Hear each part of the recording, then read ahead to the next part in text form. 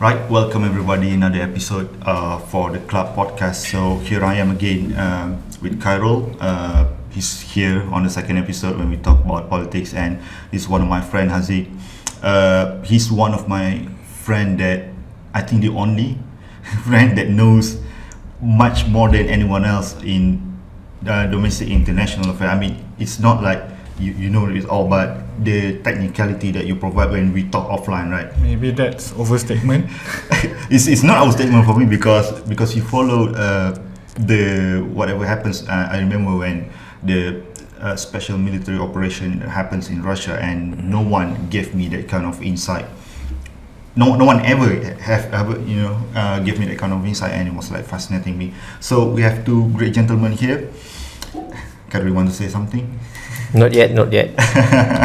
So just go very fast. We all know whatever happens especially in Gaza, really shocked us, especially in this country, Malaysia. We always make it clear, always make it unambiguous that we stand with Palestine, not just Gaza, the Palestinians as a whole. And we'll come to that because it's so hard things that happenings right now. So but first of all, we are going to talk a little bit about domestic affairs. November this year, last year, Anwar has been raised as a Prime Minister of Malaysia, right? 10th Prime Minister of Malaysia. So we're going to discuss the 1 year summary. Are we going to the right direction or not? And also after that, if we can expect anything from the government, or whatever the stuff that they have been doing for the past years is actually that good, and if there's any mistakes, if there's any loopholes that we could find, probably if we can fix that. Probably you both have any ideas on it, we can talk on this. And then boom, we're going to go to the international affairs, whatever happens, probably a little bit touch on what happens, the current progress that people might forgot, especially the mainstream media already shifting the attention from whatever happens in Ukraine to Gaza. And then we're going to talk about Gaza. We're going to talk about the war crimes that the Benjamin Netanyahu has committed with the back of United States. Right, so let's start first. Anwar, 1 year summary is November last year. You still remember that historic moment? Yeah. Years of build up. Years is just it's like a long WWE storyline, that you'll be sent to prison, accused of this, accused of that. I'm not sure, probably people out there saying, oh, actually he has been accused for is actually true. Some of them fans say that it's not. So 1 year summary. How do you feel about that? Are we going to the right direction, Khairul? Okay, so I think we have been like almost a year, right, with Anwar. So it's 1 year this month. Yeah. Yeah, almost lah. It's 1 year. It's 1 year. Yeah, okay, November. fine. It's 1 year. So I guess it's been quite a journey, a roller coaster journey actually, because I agreed with some of his policies. And not so much on the others. Okay, so what I've been witnessing or observing so far is like Anwar has been trying his hardest to please everyone, if you can see. So he want to please the B40, he want to please the M40, he want to please the T20, and he want to please the investors. Everyone, he want to please everyone. I would say that would be a very double-edged swords kind of things, because for example, the subsidy rate. So we have subsidy for fuel right now, and they said they will be increasing the fuel prices, I think next year, in stages. So it's like RON 95 is like 2 ringgit and 5 cents these days, and then they will be increasing up to 2 ringgit 50 cents by months next year. Okay, that's a good initiative, but I would prefer something like, we have to pull the subsidies just one shot, let it bleed, and it will cure itself. I mean, the B40s or M40s might be, might riot or something. Yeah. But I would say it's about time. We have to pull out most of the subsidies, like the one for fuel, the one for, there's like a BRIM, right? Bantuan Rakyat. Yeah, we don't have to give. They call STR. Oh yeah, STR. Sumbangan Tunai Rahmah. Sumbangan Tunai Rahmah. Yeah, exactly. So these kind of things, they have to stop giving the people. Where do you want them to redirect that money? Of course, the money. More trainings. You don't have to give people fish. You have to teach them how to fish. Yeah. I mean, yeah, it's a verb and it's a okay. That's a very weird. That's English, man. I'm sorry about that. So we have to give a lot of trainings for those that just finished schools or those are not having jobs right now. So we are actually breeding homeless people with that subsidy. Yeah, with subsidy. So they're just waiting for subsidy. Oh, you're not giving subsidy, you're worse than the previous government. I could agree with that too, since whatever happens in Argentina, they've spent a lot on welfare, right? They got money, they spend a lot on welfare, and then the inflation rise up to almost, I think, 100%. It's not, if not close to, and look what happens to them right now. So I understand your point. So Haziq, do you have any, kind of summary, 1 year after Anwar has been raised as our PM? You think is going to the right direction, or we are already there, or we already have something that we're missing? I think we cannot quite judge whether it's going to right or wrong direction, because it's only 1 year, so quite early, right? But there's some indicator in some that maybe it's going to right direction, and also some other indicator maybe going to wrong direction. I mean, not in overall, but in other, like if you see for institutional reforms, maybe there's some indicator that it's going to wrong direction. Could you explain more why? Why? Because I think everyone know about the Deputy Prime Minister case. The one that discharge not amounting to acquittal, because that one, I think it's quite it's like, I don't want to accuse the Prime Minister of having some kind of connection that helped the bail him out, right? Meddling with the process or something. But there is perception among the people that he may have influence, because he himself admitted that he discussed with the Attorney General about what's the reason. Can you give me the reason why? Can you support the Deputy Prime Minister acquittal? Can you explain to me? And then when he satisfied, he said okay. It's like it shouldn't be discussed between the Prime Minister and the Attorney General about the case. Yeah, right. You should think that it'd be more transparent, right? That's why it's quite irony, because Anwar has been a long time championing of transparency. It's like the people's anti-corruption, hero, right? The people's hero, when you're up there, like, you're the kind of guy I want to trust. I think what Khairul said earlier about just pull out the Band-Aid, the subsidy, everything, and I think it will be a political suicide for Anwar. Of course, does that. It's unpopular because the citizen, I mean, us that is less knowledgeable in this, why that's the only thing that we could provide to live, and then realistically he won't do it. I know, but everyone is everyone is trying to kill his political mileage these days, but Anwar has to be very stick to his words before getting into power. power corrupts people, that kind of stuff. I mean, we want Anwar to be, more practical. Practical, a better leader. I mean, less rhetoric. Less rhetoric. Of course.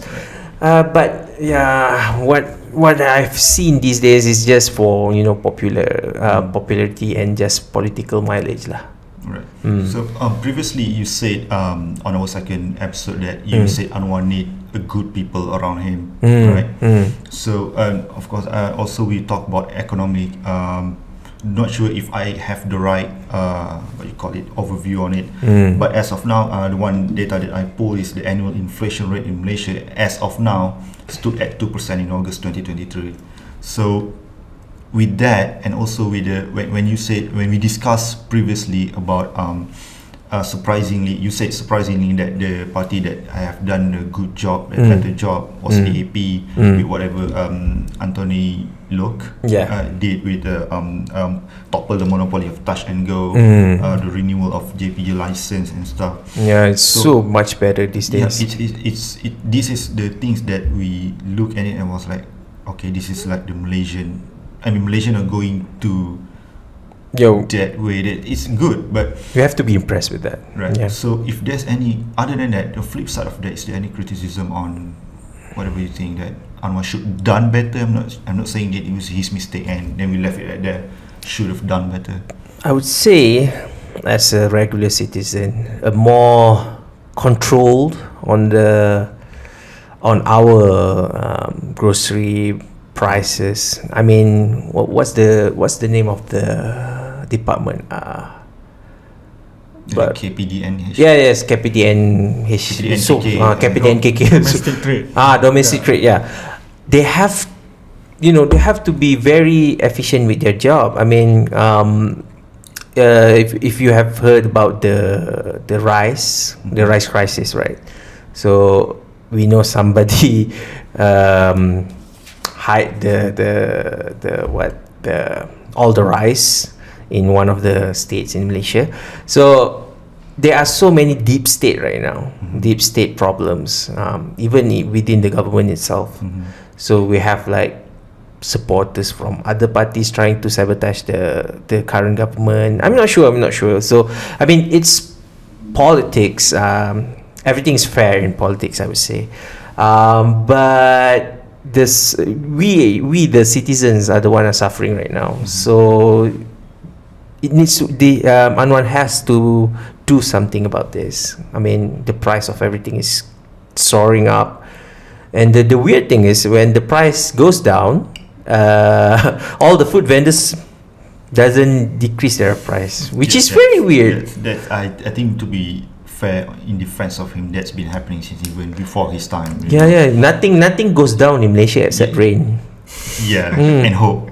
And hope, apparently. But this is the time where you are in power. Those type of argument you have been using, whoever it is in the opposition, right? You've been using, if I am elected, I'm going to do this, I'm going to decrease this price, Now you are in positions, right? And I still remember when they said about Mahathir is actually the one that initiated the car-centric cities that we have. And then you have power. You know who I'm referring to. Who you have power. You, the opposition of Mahathir, have power. And now, is there anything that we are working on that to destroy the car-centric city that we have? The Mahathir's vision actually backfired a lot these days. I mean, car is getting expensive to maintain, to use, and everything. So I would say Locke has been very vocal about this. He managed to get like EV buses to run Lembah Kelang, of course.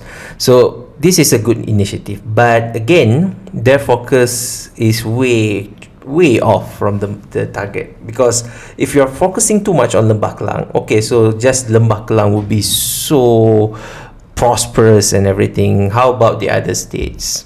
So because he just want to start there because it's occupied. If he wants to start there first, okay, it's fine. If it works there, it works anywhere else. Yeah, because it will create another job for another states. I mean, for all the technician, for the EV buses, the maintenance workers and everything, right?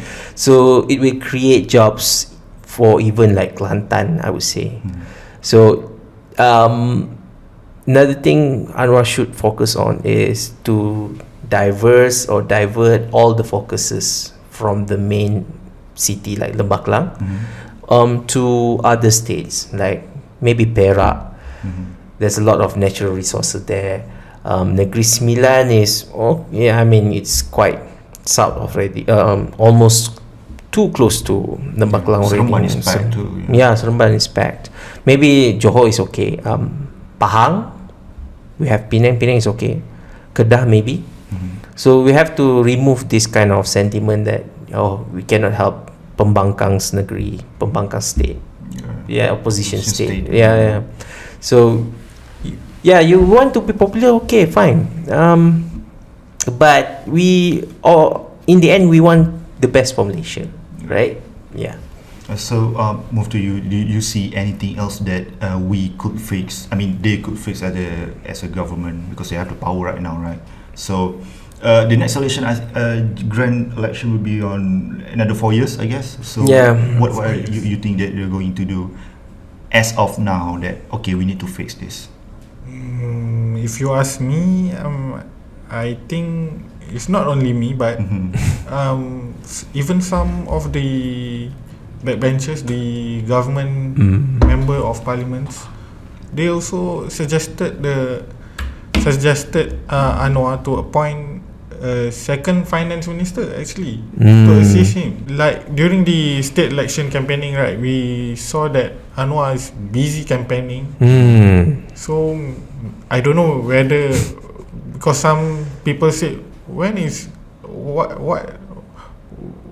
he doing his job as finance minister, right? That time. And also I think it's been quite 2 months something or after the former domestic trade minister passed away. So until now still there's no replacement. So I think that paints a bad picture of him. I think he has to appoint somebody to tackle the issues, the cost of living issues. And I think Khairul also got a point just now when he said the government should help the opposition states, right? I think maybe one day Anwar and Kedah Menteri Besar Sanusi have to sit together and they have to set the difference. They have to discuss together about the Sanusi idea of, because I think his idea is actually quite amazing, but still need the federal government assistance lah. Greater Kedah lah. So okay, I got the point that Khairul has made a good point from the civilian point of view that whatever benefits the civilians, right, whatever benefits us the citizens, and Haziq made the point of view that in the same time that Anwar need to stabilise their own governments, right? So people, because your government only run because our country has been proven again and again that if you cannot win citizens' trust, you're out. You're out. We are not scared to change the government. If you're not working, you're out. You're not working, you're out. So that's it. I think that's summarized enough. Then let's move on to our main topic today. Gaza has been bombed again. It started on October 7th when, out of nowhere, the Hamas launched an attack on the Israel bases. I think. I mean, they came into Israel. So as me, I would say it's occupied Palestine, 1948. Occupied Palestine, 1948. But the one that escalated at this particular escalation that happens as of now started on October 7th. That I'm not sure if you pay attention from Hezbollah number one man, Nasrallah, yesterday. He said that it's 100% Hamas, it's 100% Palestinian, It got nothing to do with Iran, got nothing to do with the Hezbollah that strategized the attack on the October 7th. And then he said that on October 8th, Hezbollah has officially entered, in one way. Okay. So whatever happens now, the mainstream media from Ukraine, boom, to Israel. Everything, even the funds. So I have talked to you with this offline, where I said that for US this is a two-front war, because you cannot fund Ukraine, no matter how mighty you are. You cannot fund Ukraine, you cannot fund Israel at the same time. But before that, we will get back to that. Before that, October 7th, when the first thing happened, what is it in your mind? What do you think that at that time when you heard the news and you heard that Israel going to respond, do you think that okay, this is it? This is the time that Israel going to wipe out Gaza for good? Well, to be honest, this has happened like a lot. I mean, actually, it's like our body response, right? Our white cells, right? When some evasion happens, it will retaliate in a way, as a response, right? But like Haziq just mentioned just now, so 75 years of occupation, genocides, and they even deny genocides because there's still 2 million Palestinians in Palestine. So I would say for 75 years the narrative has been siding with Israel. Okay, so for the first time in their life, the 7th of October, so okay, they feel like we can twist it. We can twist this event just like we did for the past decades. 75 years. We're going to win the PR war. We will win because every single news outlet is ours. Every single country, mainstream media.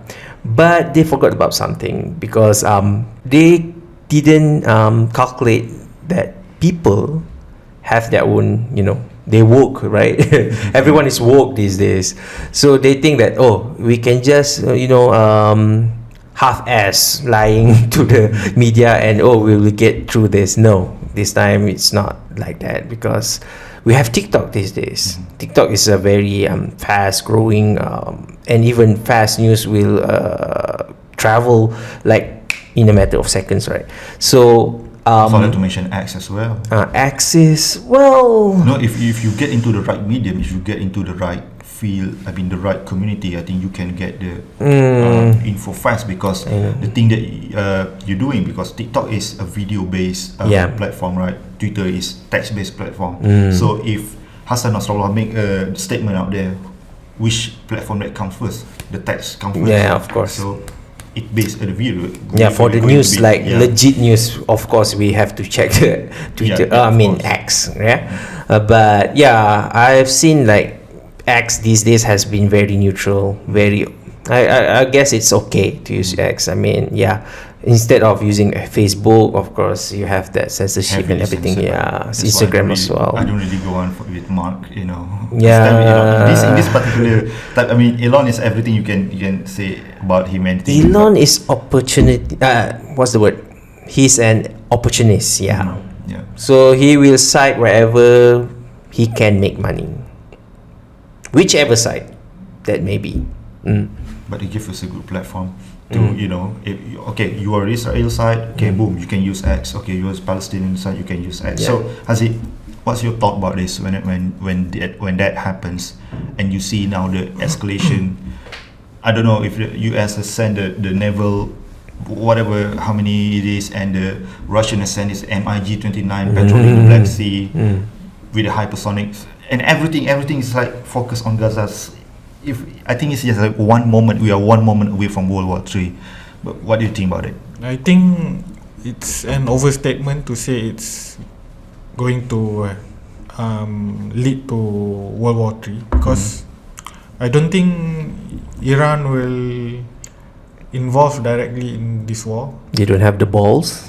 No. They have a lot of things, but they have balls. They have balls. They have balls, but they have a lot. They surely have balls, but they have to be more realistic in facing the United States, right? The America.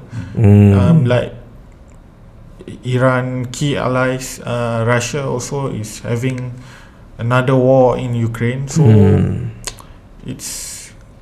I think it's not helpful for Iran to involve directly, because it's going to cost them a lot. And I think the Iran usually will use their, like, the so-called proxies, like Hezbollah in Lebanon, and also it's quite surprising, there's a proxy in Yemen, the Houthi also launching ballistic missiles and drones to attack the Israel, right? But it's like before this also we've seen that during Trump administration, when they assassinated the general Khomeini. No, whatever the name is. The second most powerful. I forgot that. The second most powerful man in Iran, I think General Sulaiman. I'll find it for you. You can after the America assassinated him, I think Iran is Qasem Soleimani. Qasem Soleimani. Iran saying that they will retaliate against the America, but in the end they only launch missile to an empty bases. Empty bases, empty ground at the US bases. Iran involvement maybe is quite limited as of now. Limited and also symbolic, something like that also. Right. So Hezbollah also, I don't think they will going to enter the war all out, because the Lebanon is having a very dire economic crisis, right? It's like Argentina, right? So almost bankrupt. So that's why I want to give my 50 cents here, 2 cents, or whatever we want to call it, right? The US government is run by maniac. They're not run by rational people. Russian is run by rational people, no matter you like Putin or not. So what's the rationale that I'm trying to talk here? Look, Russia has been looking at whatever. I'm going to go out from Gaza first, and I'll enter back. See my point. So before the Ukrainian, the NATO has been involved in overthrowing the previous Ukrainian president. What was it again? I think it's Lukashenko, or I forgot the name. Before Zelensky. They've been overthrowing that, Viktor and then Yushchenko. And then they've been. And they installed Yanukovych. And then they did whatever they did to people in Crimea and the DPR, fighting against the DPR and stuff. So that things has been happening since 2014, right? And Putin has been establishing BRICS since 2008. So from 2014 to 2022, last year, that Putin launched the SMO. So it's quite a while there, 2014 to 2022. The rationale is we cannot go to war, boom, right away. If you go to war, our economy will collapse. So we already have BRICS. The first meeting was done on 2008. They want to establish this and that. We got Brazil, we got here, and then we make our economy strong, and then the sanction come. All right, no problem. More sanction come, no problem. Again, another sanction come, no problem. You are hurting yourself. And then now Putin, I think he could finish Ukraine in one off as of now. But that's not rational. That's not rational, because he saw that, and then whatever happened in Israel. So Putin knows that US cannot fund to war. So the fight that they have right now is for the authoritativeness of Avivka, I guess. So they're going slow and steady. So Ukraine, US still thinking on giving the war. But I heard last night Ukraine destroyed 50 Russian tanks in Vuhledar. Last night. But the joke, I'm not sure whether yes, it's I haven't heard of that, but the geographical advantage is still on the Russian. They're moving slow and steady. Why? Because they want US to keep pumping money, keep pumping money. The only reason why the US could go into war instantly because they have their Federal Reserve. Turkey cannot do that. Iran cannot do that. Exactly. Russia cannot do that. So US is not rational. But once it collapsed, once the Ukraine's collapsed, once Israel collapsed, they're done. Yeah. So that's why they need to be more. I mean, I've read some comments from not sure who. They said that probably Hezbollah want to play like a long game because it's not a sprint, it's a marathon. So, but the economy of the US collapsed with the inflation coming in, and just from Biden administration approval presidency rating down 40%, down to 40% this month, and also because the economy, part of the reason of that, number one is economy, about that, and number two, the problem they have with the immigration, border issues, and even Japan with the weakened yen now, they start a record level as selling out the US Treasury bonds because the bonds has gone down and everything. Yeah. So, back to Gaza, the PR war. Israel is losing the PR war right now. Yeah, Israel is not going to get back soon from the PR war. You remember what happened first when the special military operation happens in Ukraine? Ukraine win the war, but the Russian doesn't care. Yeah, they don't care. I got the land. I got this. I don't care if you want to win the PR war. You want to get 10k likes. I don't care. I got this. So now the PR war has shifted. There's a lot of people standing up to Gaza. Do you think that the Israel? I go with you first. Do you think that the Israel going to collapse under that, or they don't care, or they will like, okay, US is behind me. I don't care what you say. I don't care if my tweet say 783. I don't care if I say Hamas beheaded 40 babies. Hamas put babies on oven and kill them. I don't care. But do you think they will succumb to the world's, other than US, to the world's pressure that actually you are the villain? You mean you think they will stop because of the world's pressure, or as long as US back him up, they don't care? Yeah, I think Israel will. They don't care. They will go as long as US still backing them.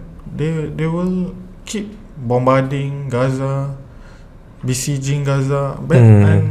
And last night also 3 hospitals have been bombed by almost simultaneously Israeli airstrikes. 3 hospitals, ambulances. I think it's what we call. It's very. It is very inhuman. It's ultimately inhuman, but it's a war crime. Clearly war crime. Clear war crime. Crime against humanity. Even they said Hamas using the ambulances and hospitals, but as cover, right? How many Hamas is using ambulances and hospitals? 1, 2, 10%. That's like, and then you just bomb. I think we all know Hamas is underground. I mean, they're safe underground. It's like, okay, I want to kill this single person, or leader of Hamas. Allegedly, he leader of Hamas, like the senior leader of Hamas. Let's kill the whole hospital for him. That's why that's like bullshit, man. Burning down your whole house just for killing a cockroach, No, it's like let's put this into American point of view. It's like when we have a school shooter. Okay, so the school shooter is in the school, holding all the kids as hostage, and when the cops arrive, okay, let's bomb the whole school. Fuck this. I don't have time for this. Let's bomb the whole school. Bomb the whole school, and then we're going to report the 40,000 terrorists died. I don't know. We managed to kill the school shooter. Count the student as a terrorist, as school shooter as well. Moving on, do you think how much longer US could provide assistance? They can print money out of thin air, but the whole idea of the de-dollarization, with Iran also looking forward to joining BRICS. I think if Iran joining BRICS and they're what you call it the economies get strengthened, you know what they could do now. What do you think they could do after the economy strengthened? You know, is that's actually giving a threat to American. Yeah, but how long do you think it's going to stay funding Israel on this? I mean, that's not even including China at this point. Yeah, That's another problem. that's another problem for them too. Yeah, China so could open a third front for US. yeah, I mean, I can see Putin is trying to exhaust the American, I mean, the United States resource right now. So yeah, it's been like 20 days, right? Since the 7th of October. 28 days. 28 days, okay. And yeah, they have just approved like 14 billion for Israel. And another, I think, 60 billion for Ukraine. But I think it's not approved yet because Biden said he want to tie the bill together with aid to Ukraine and Taiwan, right? Oh, in one shot? But the Republican control House of Representatives, they didn't agree that they want only to giving the aid to Israel for 14 billion. So Biden, some said he might veto the bill. So I'm not sure whether it's passed yet or not. But I mean, 14 billion is a lot of money. But if you look at from a bigger picture, I would say that 14 million is it's getting like it's getting smaller. The aid that they're trying to give to Israel is getting smaller by each day. So yeah, I guess the what the Russians has been doing is I think they laid out the blueprint on how to topple US, I guess. Yeah, it's effective right now. So we will see what will happen next. But right now it's Gaza is suffering so much firepower. That's I don't know how to. We are helpless. You know. Yeah. Coming to your point, Hafiz, I want to switch to Haziq. So UAE just, I think, give tens of billions. I forgot the exact number. UAE give the tens of billions of aid to Israel. Surprising. UAE. Yeah. UAE. Really? You heard that right. Yes. Heard that right. And then you know what? The accumulative support of humanitarian aid given by Russia to Israel, is Russia to Palestine, 55 million. I think 55 tons or something. I'm not sure. I forgot it. Tons. Yes. But of course, it all line up. You saw that all before line the up Rafah. Yeah. And Israel, I think, is allowed first 100. I don't know how many for 50. I don't know. So even the countries around them, the Arab, the Turkey and everything, do you see that this come to a point where because not even in 1,000 years, I guess, that the Sunni and Shia get together saying that, hey, this is our one common enemy. Do you think others, big boys like the Arabs, UAE, suddenly have a change of heart? Okay, say to you, to US, okay, we're done, we're not going to do any business with you. I guess that's impossible. They're going to do business, but probably stricter than.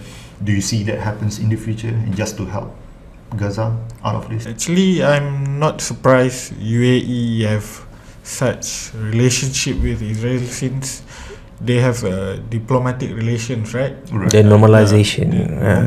Normalization under the Abraham Accords. And also UAE, Saudi Arabia and Egypt also, they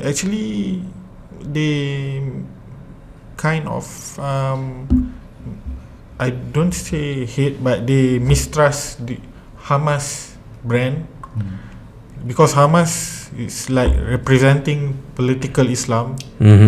It's kind of ideology that challenging the authorities in UAE, Saudi Arabia, Egypt, and so they have a close relationship with Israel, and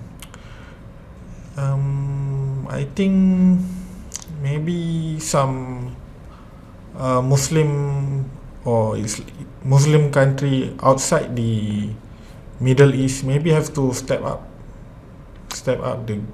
I could only think about Turkey right now. Yeah, I think Turkey could play one key role by maybe, it's my suggestion, I don't know if could apply or not, because last time Palestine is under the Ottoman Empire, right? Ottoman Empire is the predecessor of the Republic of Turkey. Yeah. So maybe in a way to save Gaza from, and also West Bank, we keep talking about Gaza, but we almost forgotten about West Bank. West Bank also is having everyday the illegal Israeli settlers keep killing Palestinian people. Basically the whole Palestine. In a way, maybe Palestine have to ask for, or have to ask to join under the Turkey protection, since they have the historical relationship with the Turkey. So Turkey could give protection to Palestine, military protection, I mean, by and then if when Palestine is under Turkey, Israel have no rights to or have no chance actually to attack Palestine, because Turkey is a NATO member. Yeah, but that's the thing. It goes a double-edged sword, because you are NATO members, you cannot do that. Turkey is in NATO just because of Greece. It's not because of they want to be in NATO, first place. But I thought Greece also a NATO member, right? Yeah, because Greece is NATO members, you need to be a NATO member because you cannot attack each other. They have a bad blood against each other. Right? So one of the rhetoric, I'm not sure. One of the things that I'm not sure if it's a propaganda, but I call it a propaganda, that they put it outside, that Hamas and Palestinian is two different entities. Yet I've never seen a video whenever the building got bombs and you see the video of people crying, they say, "Oh, I don't like Hamas." I never heard about that. Yeah. Is it? Do you agree that Hamas actually, because when you say that the Gaza need to get into Turkey's protection, Hamas, that's the final resort. Yeah, final. But Hamas is, I don't know what I've heard, that they've been saying that it's okay, this is our fight, we could handle it, but just don't stop talking about it. Right? That's it. They got it. I mean, those people. You watch the video where out of nowhere they come out from the ground and put I think it's a Molotov or explosive device, and people will be like, "That's the 100%." I'm not sure if this guy is a true gamer, but balls of steel, man. Balls of steel. Yeah, I would say Hamas is. They are resistant for Palestine. Yeah, they're the only one fighting. Because they want to insert diplomacy, the diplomatic. Actually, Hamas together with Islamic Jihad. Islamic Jihad is much more hardline than Hamas. Al-Qassam is a military wing of Hamas. Yeah, but you can't split them up altogether from the Palestinian, right? Yeah. Because if you want to install diplomacy there, they'll make whoever the leader of the diplomatic result as a puppet for Israel, like for US. Afghanistan. They couldn't do that. Exactly. Then Taliban as well conquered back. That's the whole thing. They even lost there. I don't know what the US going to do after this. So coming to the next point, I think it will be our last point. So what's your hope for? What do you want to see? You want to see a ceasefire? I personally don't want a ceasefire, because they probably, as of now, they have it might become as an unpopular opinion, but let me get this straight. This war in Gaza and Palestine is different from whatever happens in Ukraine. This is I quote the word from Alexander Dugin. This is an eschatological war. This is a war about theology. This is the war about God, about hereafter. So that's why the US, Patrick David, I love you. I started the podcast because of you. But the question that you come up with, why there's no Arab countries want Palestinian refugees, is because they don't want to leave Al-Aqsa because Al-Aqsa cannot fall. Yeah. But this logic doesn't apply to the US because they don't. The only thing They don't care. They don't have this understanding. They cannot the logic. They cannot Yeah. find there because the only thing that they defend in the US and Western. Why should Arab country accept Palestinian refugees since Palestinian is in their Palestine, homeland? yeah. Yes, that's the thing, because they cannot fathom that. Yeah. That's the thing, because the only thing that the US has been protecting over these years is the pride flag. That's it. They cannot think about Al-Aqsa. If we talk about them, about the Prophet and all Yeah. the stuff, all the historical things, they cannot think about that. So, coming back to you, where do you think this is going? What do you want to see? I would like to see Palestine to be free. I don't want. Will you satisfy if they go back to 1967's border instead of 1948 border? No, I mean, we have to be very generic here. But I would say the Palestinians, they have to get their country back. That's it. It's either Israelis, I mean, all the Zionists wants to merge together. I'm not sure, but they have to go somewhere. Not there, not Palestine, not even one. Well, if you want to live together, if you have the heart to live together, but years of brainwashed by their education, their doctrines, I'm not sure whether they will peacefully accept Palestine. Yeah. So right now, ceasefire isn't going to be much of a solution anyway. I think it's going to be the Israel's advantage, right? Sooner or later, they're going to attack. But I guess they have to just use like airstrike every once in a while. I mean, every day. But one of these days, Gaza will win. Palestine will win. Yeah. So the total accumulation of people's skill, I think, is to reach, or if not almost 10,000. To give you some context in it, Russian military operation accumulated for 9,000 civilians since February 2020. 1 year operation. More than 1 year. More than 1 year. Almost 40% of almost 10,000 is the children. Yes. That's the sad Children part. victim. Yeah. 44% whoever live in Gaza is 18 and below. Yeah. So coming back to that, the damage is accumulating every single day as we speak. I think they still get bombarded over there.